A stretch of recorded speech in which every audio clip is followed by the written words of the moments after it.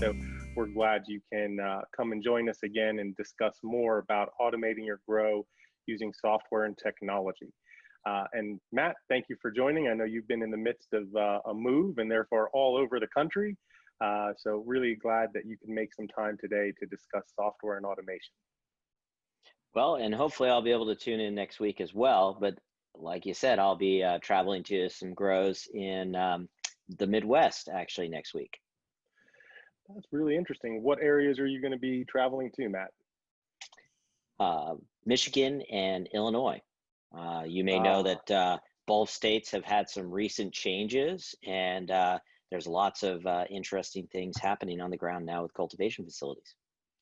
Absolutely. I know Chicago is a hotbed of activity with the new micro licenses opening up and applications having been submitted. And then in Michigan, they have really done away with their caregiver model, which is impacting the commercial, recreational, and medical cultivation pretty significantly. A lot of those growers are looking to produce more flower in limited space to meet that demand, as the caregivers have no longer been able to provide product to their patients. So there's a huge need for increased production up that way. I'm sure you'll be quite busy.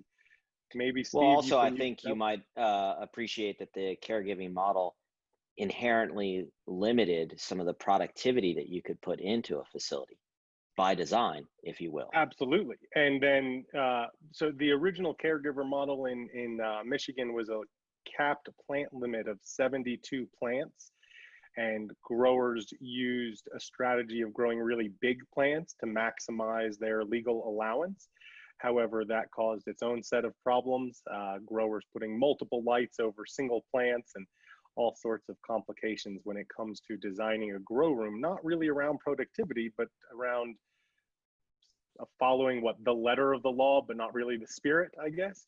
So I hope that your trips are productive and that you can bring increased production using Agrify tech up that way. Absolutely. And of course, that's the topic today, because I mean, why do automation with software and technology, if not to increase productivity and other desirable effects on your farm? Absolutely. And I think one of the big things that is key about using software and technology, adding automation to cultivation, is the increased consistency you can achieve. When one starts looking at manual watering, for example, it's an enormous amount of time and labor that goes into that process. And if you have 10 plants, maybe not such a big deal, but when you get up to 10,000, it certainly is going to impact your bottom line. And that's where automating processes, things like irrigation, things like tracing of consumables and reordering of consumables really comes into play and really allows you to effectively and more cost effectively operate your facility. So Steve, last week we were showing people grow plans, which are really the recipes of cultivation. It's the temperatures you want to achieve, the light intensities, the fertilizer regimen. Can we start talking today about cases where, you know, you have this great recipe, you're making a beautiful cake, or in this case, you know, growing some lava cake, but you realize that you ran out of an ingredient, a vital ingredient. It's an exception event. You know, if I'm baking a cake, I might go and look for a substitute ingredient, but with cultivation of plants, you can't really do that. So how do you deal with exceptional events in these grow plants when you have a recipe and things don't go to plan? Right. Well, I think, you know, you bring up a very important point, is that automation is not really a cure for ensuring consistency, right? So you might have all kinds of exceptional events. You could have a power outage. You could have, you know, a chiller failure. There are all kinds of things that are really out of our control, and we need to be prepared to deal with that and get back to our desired outcomes. So let's take a quick look and see how we handle that from a software perspective. All right, so this is Agrify Insights, and everyone should be able to see my screen at this point, right? I believe we can. Okay, good. So let's go ahead and we'll take a look at some of our grow plans. As you mentioned, our grow plans are recipes. They are designed so that every time you create a life cycle, and a life cycle is a set of plants that are growing based on the instruction set specified by the recipe that you're going to be growing consistently. So let's go ahead and we'll take a look at one of these. So each grow plan is tied to a strain, and that strain in turn is actually tied to a genotype. So at the end of the day, when we collect all of the different telemetry from our units, temperature, humidity, CO2 over time, as well as when plant touching tasks were done, all the different irrigation cycles and whatnot, we're able to compare all of that information and potentially try to correlate any changes to that instruction set to a positive or negative outcome.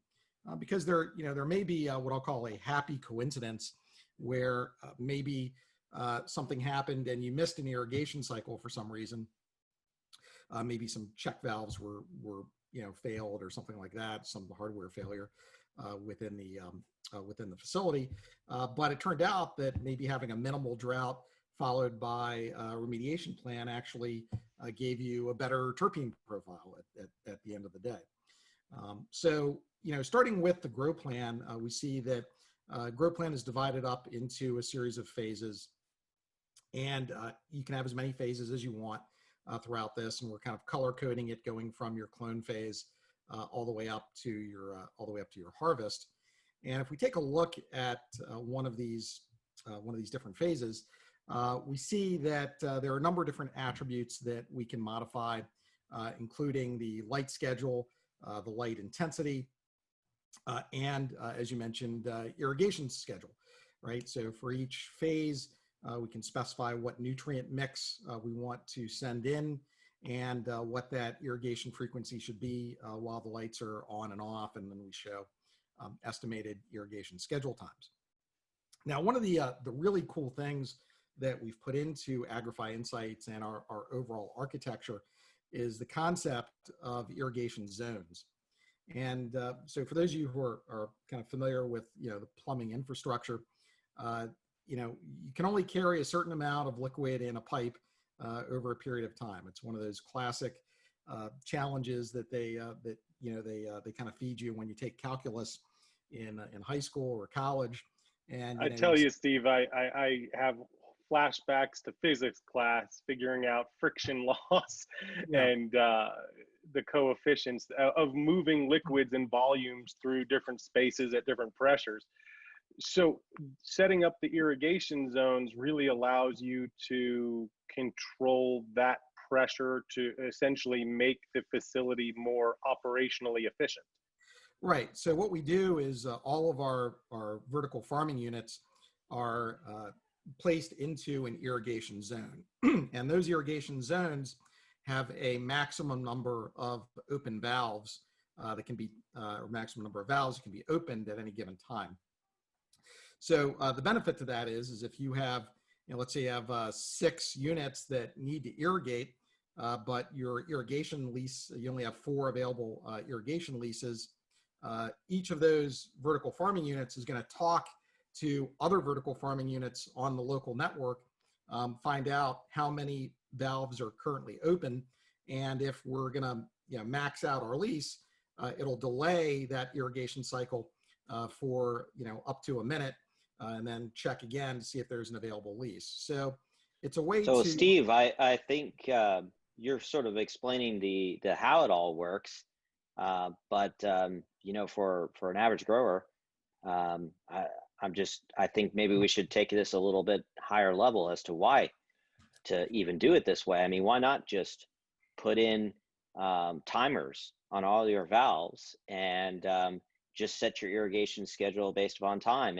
and run with it? Why deal with this complexity of having to worry about how many valves are open at a time, or and I'd go further and say, why do you even have estimated schedule times when you can just set schedule times? Why estimate? Sure. Well, there's a couple different reasons for that. One reason is that having these irrigation zones is actually going to save you on the cost of your infrastructure, right? So using this, we wouldn't necessarily have to purchase pumping capacity or additional pumping capacity to support a very large number of irrigation valves. We can essentially use this irrigation lease schedule to minimize those capex expenditures, and schedule these things out automatically. But the bigger problem, as we see it, is really the human factor. Once you start growing at scale, you may have hundreds or even thousands of valves that may need to open on a schedule. And I don't know that it's necessarily realistic to have a grower or really, frankly, any human being in there really trying to tweak the schedules on a minute-by-minute basis to make sure that they don't have any overlap. Furthermore, well, I think more importantly, it's not intuitive. David made the analogy of baking a cake, and you've probably seen a cake recipe. Preheat the oven to 350 degrees. Put it in there for 10 minutes, take it out, let it cool. Stuff like that in the recipe, right? When you read that recipe, do you translate that to okay, at exactly 10:01 in the morning, I'm going to open the oven, place it in, and exactly, at 10:11 in the morning, I will take it out, and then I will sit it on the counter until it's exactly 72 degrees Fahrenheit, and then I'll put it in the refrigerator. That's not how you think, right? You're like, okay, I put it in, I wait 10 minutes, I take it out, and when it gets cool, I don't know what cool is, but we know what cool is intuitively. And I think what's interesting to me about how the software works is how you get that information in. The irrigation, the question that you're asking the grower is, how often do you want to irrigate? And here you go, and it says every 59 minutes for 1 minute. So okay, that makes pretty intuitive sense to me. And the fact that that the grower wants to do it every 59 minutes for 1 minute gives you an implied schedule that you could follow, but then you get so much more context because you also have the rules of how many valves can be open at once, or whether there's other irrigation things happening outside the facility. So it really allows everybody to think in an intuitive way and sort of specify the rules and let the system figure out how to implement the rules in the best and most optimal way. Right. And you may also have a scenario where your irrigation is changing on each unit over time throughout the grow. David, you could probably speak a little bit more to that than I could. But I think having a grower go through and with calendar reminders and an Excel spreadsheet going through and trying to adjust that irrigation cycle on a per VFU basis, or on a very small grow area, just isn't very realistic. The complexity of trying to manage all those different schedules based on planting that's happening on a daily basis and harvesting that's happening on a near daily basis, it just becomes untenable. We really want those folks to be focused on growing and to be less focused on logistics and infrastructure. We want to take care of all that stuff for them. But think also about the resiliency of a rule-based system versus, a scheduled system. Let's say that you've got certain units you wanted to schedule to irrigate once an hour, and another set of units that you wanted to schedule every 2 hours, and you put in the exact on time and off time of every valve to do that. And you did all the work, you put all that in place, and then the power at your facility fails, and the power's been out for 2.5 hours, and it comes back on. What's the first thing you want to happen at that moment? Right. Well, Is it that you want to wait 30 minutes until you get to the next scheduled valve time? Or do you want to say, oh no, some of my plants that are supposed to be irrigated every hour haven't been irrigated for 2 hours. I don't care that it's not supposed to turn on for another 30 minutes. I want them irrigated right now. How do you do that? And when you have something like this that says every hour, the system knows that it hasn't been irrigated for 2.5 hours, and it says, well, I better irrigate it right now. And it figures that out automatically based upon your rules, making the whole system resilient. I think that's really an amazing feature that you sort of get for free just by asking the right question in an intuitive way. How often do you want to irrigate?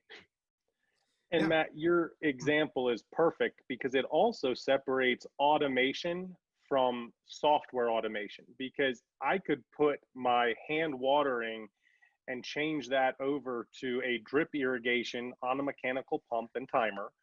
And then if a power outage happens, exactly, you're at human discretion at best, or someone doesn't even catch it and you still don't irrigate. Whereas with a rule-based system, as long as the rules are there and they cover that particular use case, we can automate the irrigation and apply this rules logic, and therefore make sure that the plants experience the minimal level of stress, even in an exceptional event. And so in that way, we can be helpful in normal operations to the growers, but also be even more helpful in abnormal and exceptional events. Absolutely.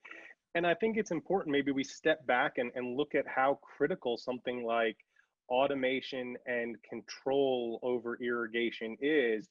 I was doing a consulting project in Colorado for a large greenhouse grower. And when I got there, I just assessed how they operate, watched them. Matt, this is something you trained us all to do. And, it was fascinating. They were taking approximately 3 minutes per plant to irrigate 3 times a week. It was costing them over $13,000 a year to hand water. The irrigation system, the mechanical portion, was under $5,000. So they were going to have a net increase of $7,000 a year in labor savings. But then they still needed this automation component. They didn't have the rules engine. And that's where we were really able to help them optimize their facility using software to control irrigation. Steve, in the event of an exceptional event, for example, that power outage, what is the protocol for the software? What's going to happen after the power comes up, after Matt said, after 2.5 hours off? How would Agrify Insights handle that case? Yeah, well, I think the technical answer is it would handle that case well, right? So, so there's actually a couple different cases there. One case is that the power comes back on and the internet does not, because frequently, internet sometimes doesn't necessarily come back when you have a power outage. And in those cases, everything is going to continue to operate as it had prior to the power outage. So the unit's going to come back up. It's going to read information about the grow plan and the life cycle that it's stored locally in the grow unit. So it already has its instruction set. It doesn't need to make a call out to the internet to get that information again. And it's going to notice that it is now past due for irrigation. And it's going to go and immediately try to get an irrigation lease. And if it gets one, it's going to go through and irrigate on that and start that timed schedule. Kind of following up on what Matt said earlier, again, this is a rules engine. So we're not actually going to kick things off every hour on the hour, or in this case, every hour, every 59 minutes. We're actually going to irrigate again based on the number of minutes from the last time that we irrigated. So the actual irrigation times here, you notice it says estimated. Again, those could vary quite a bit. You're going to get some drift in there based on when the irrigation leases were actually acquired. So the answer is power comes back. Whether or not you have internet, you're going to be good to go. The system is going to go and maintain the environmental settings that had been set. It's going to continue to collect telemetry for the temperature, humidity, and CO2. We collect, anywhere, it's basically close to about 1 million data points annually for each of our units. And then when the internet comes back on, becomes available, it's going to then transmit all of that information back up to the cloud for analysis. So Steve, you've got different irrigation rules for the different phases of the grow plan. And you just said that if the power went out and came back on, that it would understand when irrigation had last happened and do the correct things even without an internet connection. But what if, for example, it was supposed to go from one phase of the grow plan to another while the power was out? What would happen then? Right. Well, it'll recognize that use case as well, because we're not just downloading and saving information about the current phase locally to the computer that's in our units. We're actually storing the entire recipe, and so it would, just like it would recognize that it was late on the irrigation. If it's late for a phase transition, it's going to automatically do that transition and move to the new irrigation schedule and the new environmental settings and the new light settings. This reduces an enormous amount of burden on the head cultivator or facility operator in terms of making these decisions and correcting these exceptional events. Steve, why is it that each VFU is set up individually on their own irrigation plans? A lot of growers, they're irrigating an entire room with 20 different strains, every Tuesday and every Friday. And that's just how they operate. And then the next room is done on Wednesdays and Saturdays. Why are we giving clients the opportunity to customize this much? Is it too much control? Yeah, I don't think it's too much control. I think it's just the amount of the right amount of control if you're really seeking to produce a premium product with maintaining precise environmental and irrigation controls that are tailored to a particular strain.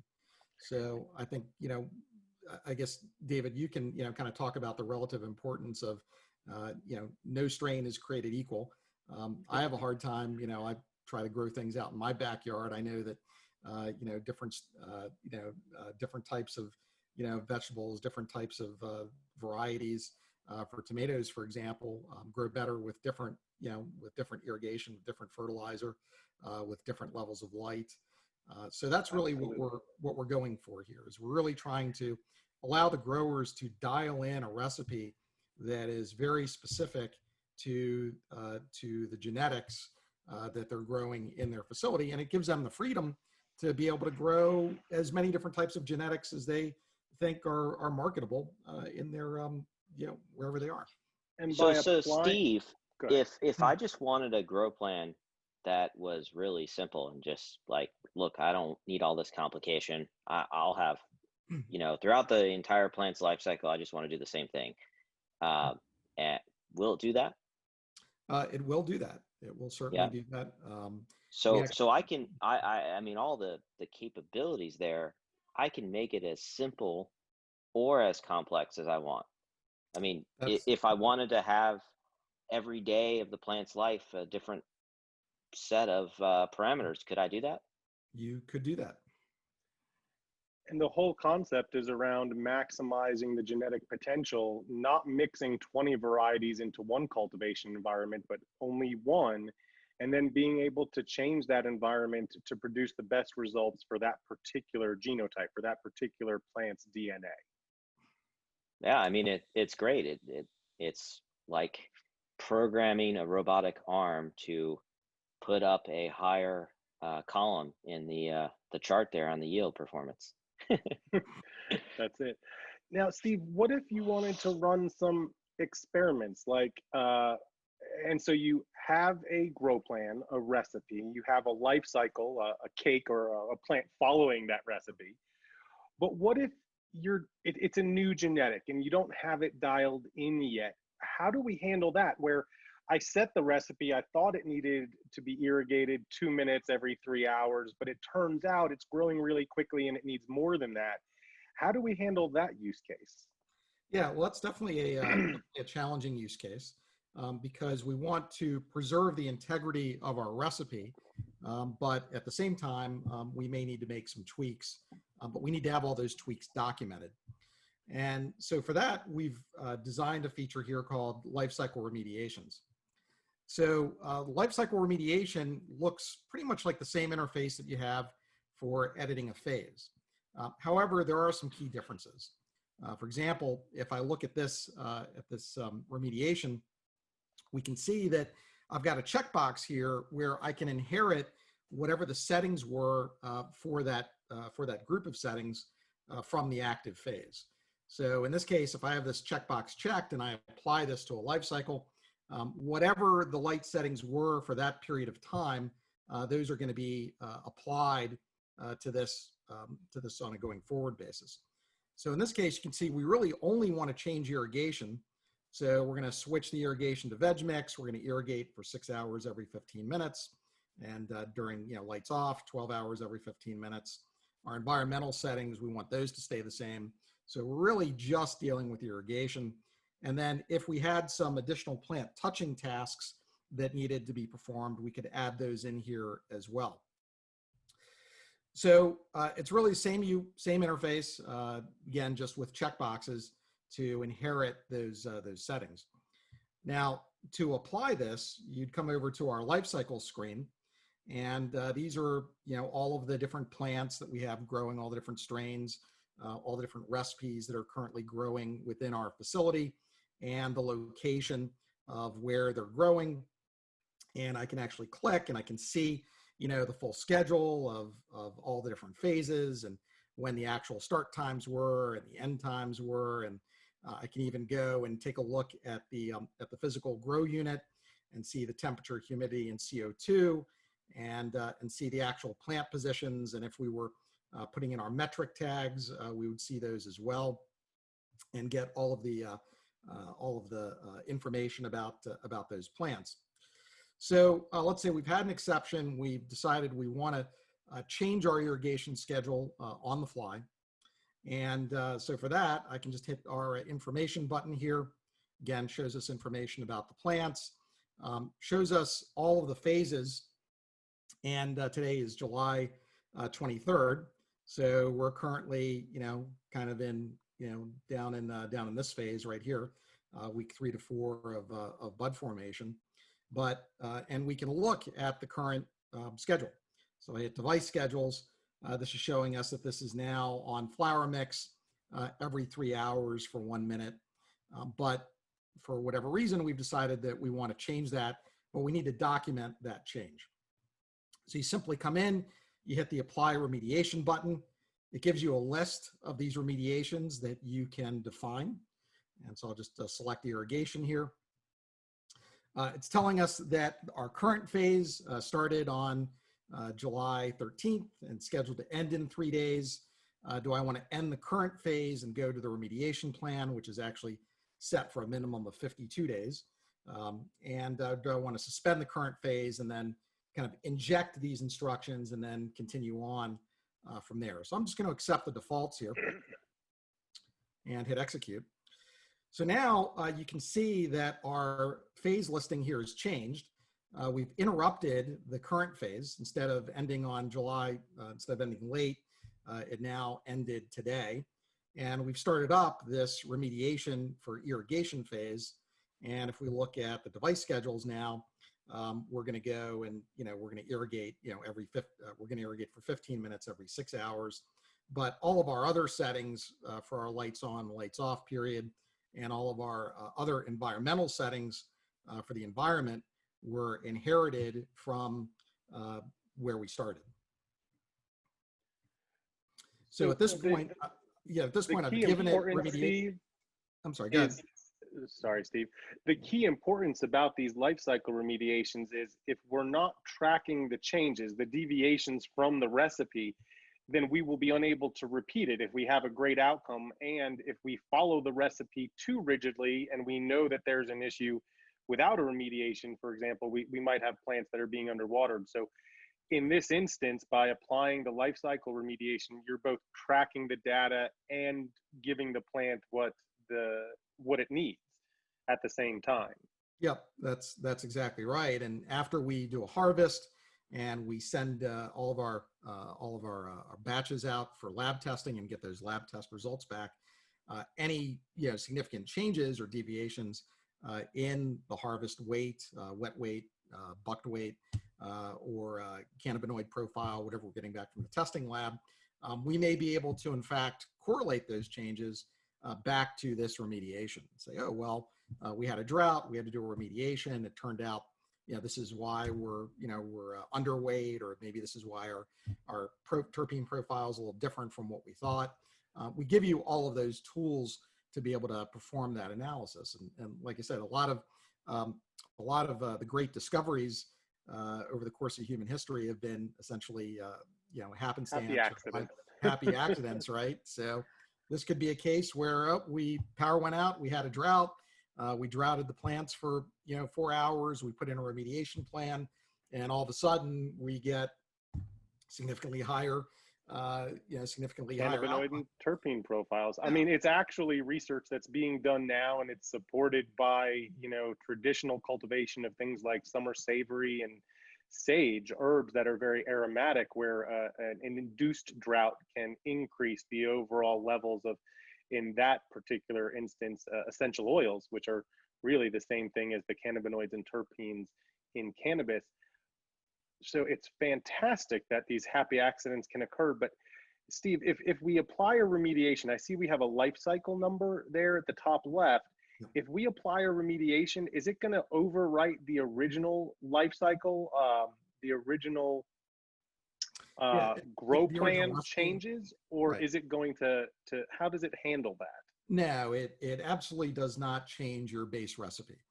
So Okay. One of the things that that you could potentially do is you could say, oh well, I've got this remediated life cycle.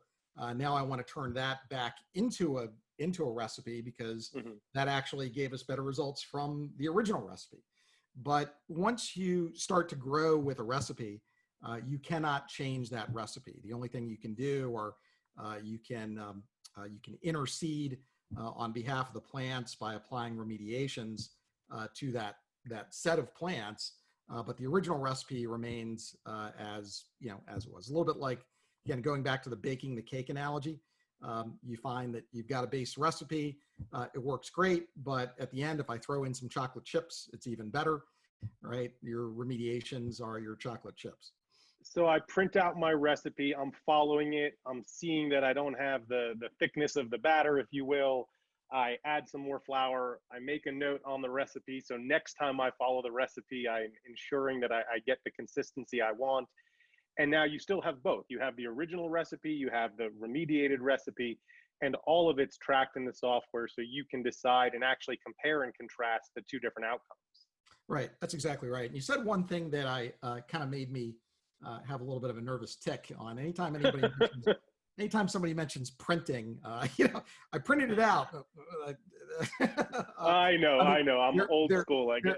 Yeah, there are times when you want to print things out, but in terms of following the recipe, where you've got these different plant touching tasks, like defoliation, or if you had plant touching tasks in a remediation, those would automatically show up on our dashboards here. We've got a facility manager dashboard. So all those plant touching tasks are going to show up here, and where through our interface, the facility manager can go and check off whichever ones they want to assign to their workforce. We show who's working on that day. They can hit auto assign based on that tasks pre-assignment to a group of users that have certain knowledge, skills, and abilities. It'll automatically figure out who it can assign those to. It'll automatically evenly divide up the number of hours among those users. And then this is actually one case where we actually do prefer folks go old school and print because, as you know, there's a serious biosecurity issue with bringing in electronics, handheld electronics into a facility that aren't being cleaned. So in this case, we really kind of just recommend that the facility owner facility manager go through and just print out the list of tasks, have the growers go through and just check the boxes with a pen, bring it back, do an inspection to make sure they actually did what they said they did. And of course they can go and file this away, but it's all, again, tracked electronically. So not only are we tracking all the different temperature sensor, humidity information, but also we're tracking irrigation cycles, every single irrigation event. We're tracking all these with respect to both the grow plan and remediations, as well as when all these plant touching tasks were performed, whether they were performed on schedule or not. Steve, in relation to those plant touching tasks, I think it's really critical to talk about how cultivators train their employees, because there's a lot more to growing plants than, plant the seed, keep it wet, hope it gives it some light, and it'll produce cannabis flowers. It's a much more involved process, and especially in such a regulated environment, it's really important to give proper training to your employees, to have proper SOPs. Does the software in any way, does Agrify Insights support the training efforts or the use of standard operating procedures in a way that would make it easier for both experienced and novice cultivators? Yeah, it absolutely does. And in fact, not only do we provide a set of our own SOPs for things like biosecurity and facility hygiene and whatnot, we also allow facility managers and facility owners to upload their own assets as well. And these can be either PDF files, as we've, as we have here, or they can also be video files as well. So if you wanted to go and film someone performing bottoming of a plant to show the proper technique for it, you could go turn that right around, upload it into our system, and that video would only be available to folks at your facility. It's not shared with anybody else, any of our other customers. So But that allows a transfer of knowledge and reduces a key personnel risk, where if you have one grower who knows the way things should be done and they don't train other staff members, then that knowledge is not transferable. I mean, it's a really a key personnel risk. So by being able to document each of their own best practices, their SOPs, as well as have a backbone of existing SOPs that Agrify has put together, it really puts the power into the hands of the facility operators. I mean, it lets them train their personnel, it reduces that key personnel risk, and it does give a nice place where employees can train themselves if they want to learn about different processes, maybe outside of what they're currently experienced in. Yeah, and I really think, no matter what industry you happen to be in, I mean, my industry is software, obviously, but the training is really paramount. Everyone needs training. You need continued training. Technology is changing all the time. There's always a better, faster, easier way to get from point A to point B. And what I find is that the better trained employee I have, the happier I become. That and with that old adage of trust but verify, you're going to be in good shape there. So that's where you print out those plant touching task sheets, Steve. You trust and verify. That's exactly right. Trust but verify. Well, I'd also point out that even for a head grower, the ability to take a vacation or days off is pretty valuable. It's nice that there's a system in place that allows the other staff to be able to maintain the farm correctly without having to be there every day. Absolutely. Yeah. It contributes to the repeatability of the process, the consistency of the outcome, the flower produced. And like you said, plants don't take vacations, but I've never met another person that didn't want to take a couple of vacations a year. So if you can't chain your employees to the facility, then you better have a system that's going to be flexible enough to allow them to operate year round. Even when you are skilled and capable, there's so much value in having a system to back you up. Both you and Steve, David, have had the opportunity to fly with me, and hopefully you find me to be a good pilot. But there's a lot of checklists that I follow when I'm operating the plane, Not because I don't know what those checklists say. I've memorized them, trust me. But the reason why you go through them and make sure that you're following them is so that you don't forget something, because you can't pull over to the side of the road in the air. The most interesting checklist that I've ever seen made was Matt flying. I'm in the back, and we're about to go over one of the Great Lakes, and it became necessary to make a plan if the engines fail at a distance where you can't glide back to land. So they're up in the front seat making essentially a crash plan for what to do in a worst case scenario. And I'm holding on in the back seat trying to stay calm. But the flight was fine. Matt's a great pilot. It was actually a beautiful trip. But the key here is, yeah, you need to make those checklists, not just to have them made, but so you ensure that things don't get missed. And the repeatability of the process is dependent on all of those steps being followed.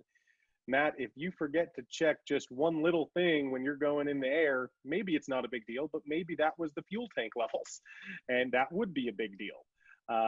So I think that the checklists, the repeatability of the process, as well as the documentation of each process is really key. And I can tell you from firsthand experience in writing SOPs, when you go to start documenting a process, it becomes apparent how even a simple process or seemingly simple process can have a significant level of complexity, a number of steps that really need to be followed in a particular order. That after you become familiar with, maybe it is second nature, Matt, maybe you have it memorized, but it's still key that those steps be followed. So Steve, when we go through these SOPs, we're actually able to outline the steps of each of these individual process, from how to clean a trench drain or how to properly ensure biosecurity at your facility. But what can a grower do in terms of editing these SOPs? You said they can add a video, they can add, I'm assuming, a written version of an SOP as well? Right. Yeah. So they can just simply hit the create button here, drop in, whatever category applies to this, to whatever document they have, put in a little text description, and then they can just upload the file. And that file can be either a PDF file or it can be a video file. So it allows them the ability to supplement our robust materials with information that is very specific to their grow. That's great. And so let's say that they're having a new pest issue that they've never experienced. Agrify has helped them with an IPM, an integrated pest management plan. But now they need a new SOP for applying a pesticide they haven't applied before. They would write out that SOP, they would enter it here, the employees could train on that. How would the system handle incorporating new inputs, new consumables, for example, whether it's a pesticide or a new brand of fertilizer, so that it matches the SOP? Right. So our software does have a complete and very robust consumables system. And so they could come in here to consumable items. You can see that we've got a number of kind of industry standard consumables here, fertilizers, botanical insecticides. So we can actually group these to see them. So right now we've got a couple different types there. So let's say they want to use a different botanical insecticide that isn't currently in the system. Again, we give them the ability to do that. So they can specify that they've got a new consumable that's a new botanical insecticide, give it a name, a brand, the active ingredient. The SKU is for doing reordering. So we will automatically determine when you're running low, and when you get past a certain threshold, we'll send you a notification to say it's time to reorder these things. And also for things like botanical insecticides, it's actually required that you upload a safety data sheet. And we do that for compliancy. So if an inspector happens to show up one day and they're asking for the safety data sheet for, green cleaner, you can simply go back to our training and documentation system, go to safety data sheets, and pull it right up for them and print it out if you want. So then at that point, not only can you specify the a different type of consumable there for your insecticides, but you can also indicate the pesticide rotation. So I could say I want to rotate between green cleaner and zero tall, and I've got root cleaner here. I can just select these, hit add, and then I can just drag these around so that next time we do an IPM, or an IPM is scheduled as a task in the software, it's going to tell them that it's time to use green cleaner because the last time they used zero tall, and go through that rotation. It's really important to just explain to our listeners that the reason that we recommend particular rotations of pesticides and we don't just apply one pesticide over and over and over again is because insects can become immune to certain chemicals, and over time the efficacy of those pesticides will be reduced. In fact, there was a significant problem where people weren't following the directions in the late 90s using some of the acaricides, pesticides specifically designed to kill mites. And they were creating what was dubbed super mites because they became resistant to avermectin, a very common and fairly potent acaricide. But because people weren't applying it as per the label, they were essentially strengthening the mites. So by rotating different pesticides, what you're actually doing is preventing the immunity from building up in that insect population. And so every pesticide has active ingredients and a particular mode of action, which is a way in which it acts upon the pest, effectively killing it or neutralizing it. And so what you want to do is make sure that you're rotating between different modes of action, different chemicals with different ways of attacking the pest, prevent that immunity. And also, as just a general note, always make sure that any pesticide, bactericide, algicide, anything you're applying to your plants is allowed in your state, because every state has different regulations around what can and cannot be applied to plants in that state, especially consumable plants like cannabis, which has so many different ways of being consumed. It's even more restricted. So check your local regulations about what pesticides can be used, and then understand what kind of a pesticide rotation is both most effective for your particular pest and also is going to be state allowed. Sorry, Steve, it was really important to get that tangent out. I apologize. So go ahead. So now you've selected a rotation, hopefully state compliant and with different modes of action. Yep. And the software will be tracking it, you're saying? So if I forgot what I applied last time, it'll just know? Yeah, that's correct. It would show up on the notes when the task comes up that they're supposed to use that particular pesticide. Yep. We have a question, Steve, coming in from the audience here. You had mentioned that Agrify Insights will actually not only allow you to list the consumables, but it'll track the volume on hand. Can you set, the question is, can you set minimums or reordering points so that you don't even have to worry? Can you automatically generate, say, purchase orders? Again, plants don't take vacations, and if you run out of a supply when they need it, you're really going to impact the crop. So how does the system handle managing those consumables? Oh my gosh, there's a tab called Manage Consumables. There's a tab called, that's right, there's a tab called Manage Consumables, and there's a tab underneath that tab called Inventory. So, here we see all those different types of consumables that we're using. I believe you had a question about the reorder point. So we can, for example, on this one, I'm going to specify that I've got a, reorder point of, say, 10 gallons or something like that. So that gets locked in. For managing how much inventory that you have on hand, we've essentially built a little sort of accounting system around that. So I could just hit the plus button here. I could say I want to add to inventory. Maybe I've received, 30 gallons came in today.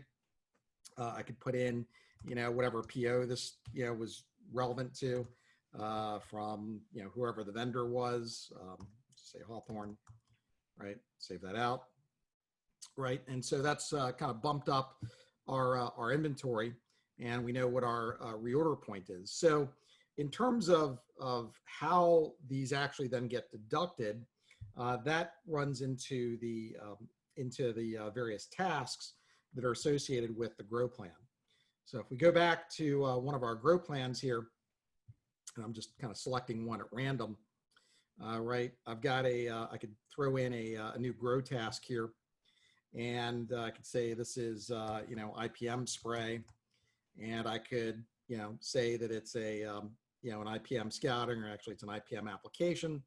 And I could say that I want to schedule this weekly throughout the phase, every 7 days.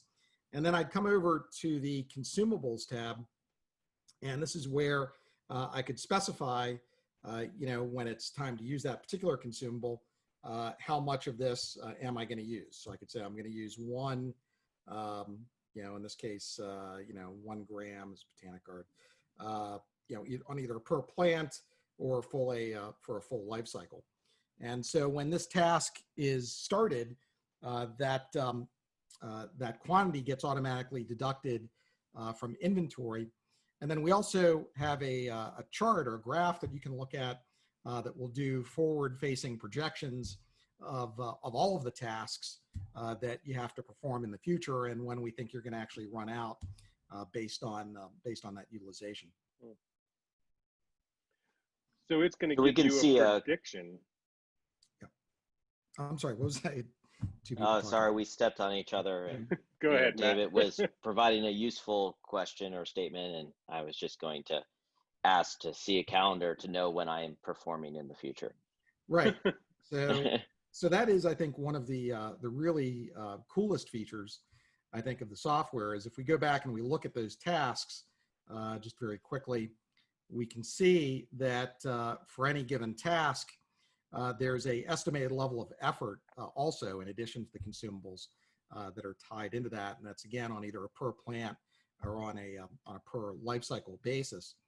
And so having that instruction set and having those directives and being able to project that out onto a calendar gives us some really great capabilities for determining, what days are going to be very staff intensive. So here, by clicking on our little task calendar button, I can project out, months in advance how many hours, how many manual labor hours I'm going to need on any given day. And I can see that, on some days might be relatively light. Other days, are going to be, potentially heavy. And then depending on how you planted things out, you might have a case where you've got a day where there's just a ton of stuff that has to happen. And so you might bring in some additional resources to make that happen. Also, this is great for vacation planning as well, right? So somebody says, hey, I want to plan a vacation for, the 19th through the 21st. That's much different than if we're going to have a bunch of staff out on the 8th, where we know we're going to need our entire staff to work through that. Yeah. That's incredibly helpful, Stephen.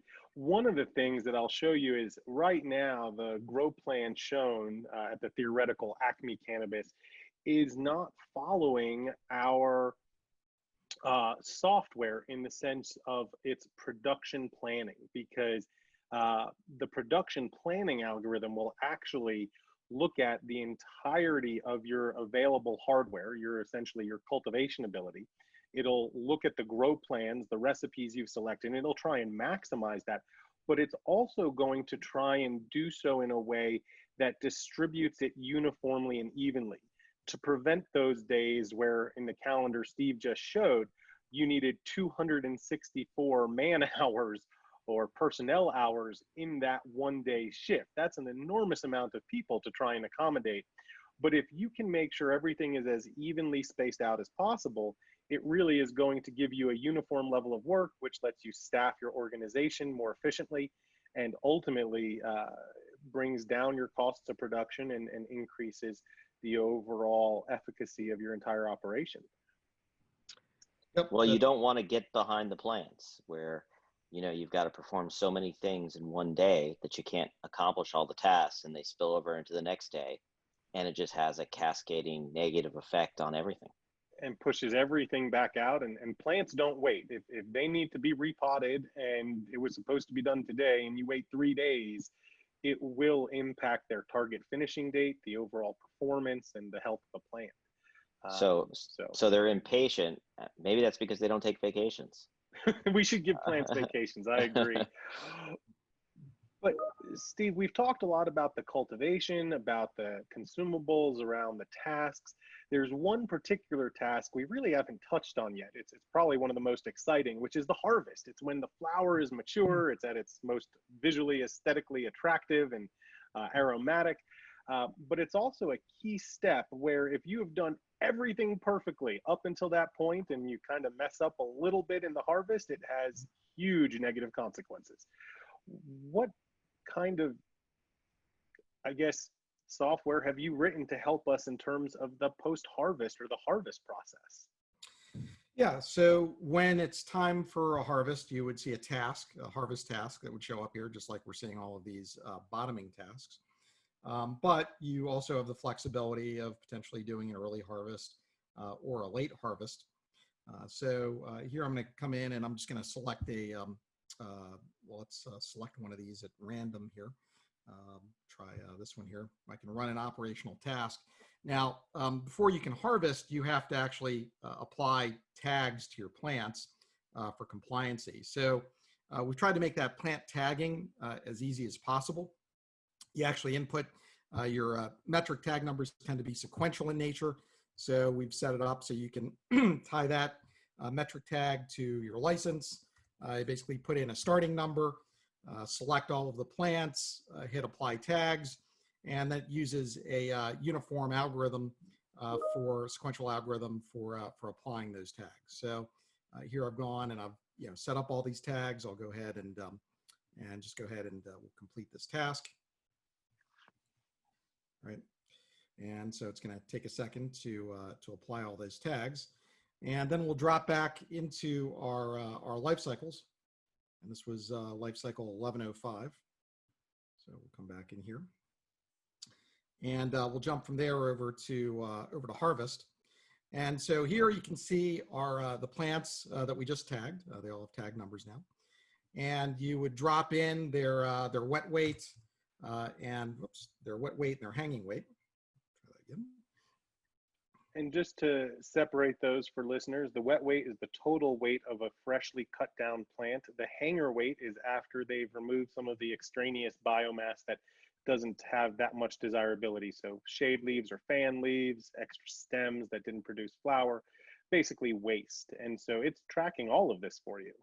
Yep, it's tracking all of that. And then we'll automatically create a batch, harvest batch number for you.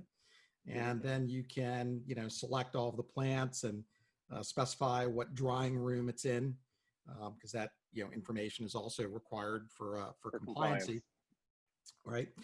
And then you basically go and save this out. Now, this information then flows through to, again, our dashboards. So as an owner, you'd be able to see a chart of, overall wet weight yield performance over time.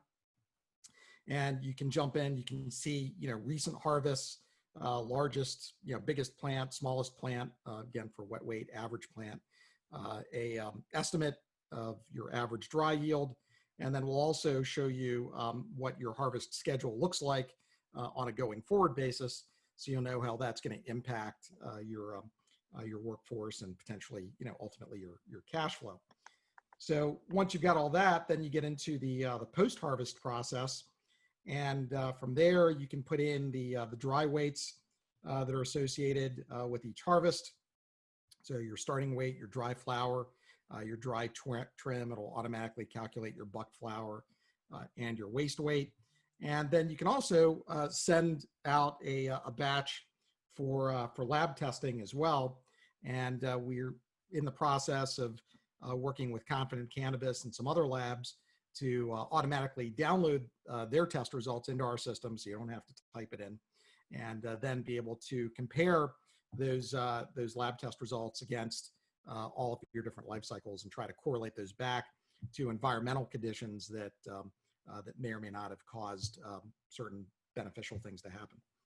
So the key here is that the software, when having all of the data input, you can look at the recipe of how the plants were cultivated, you look at the outcome, and having all of that visibility and traceability lets us start to identify the particular anomalies or differences that contributed or led to a really desirable or non-desirable result. And that allows us to move the ball forward. It allows us to optimize each individual strain's cultivation based on real world events, tracked data. So the more a client cultivates a strain, the more data we have, and the more quickly and the more they can actually optimize the particular environment for that variety. Yep, that's right. We're big believers in the scientific method, and so we're really trying to take that and build that into the software and allow folks to be able to really do experimentation risk-free and positively correlate results back to different things that they did and they changed during the grow. Well, the software is more than robust, Steve. It's complete, I would say, and it really handles everything from the traditional use cases to really those edge cases. I appreciate you being on Agrify Live with us today and showing us this software.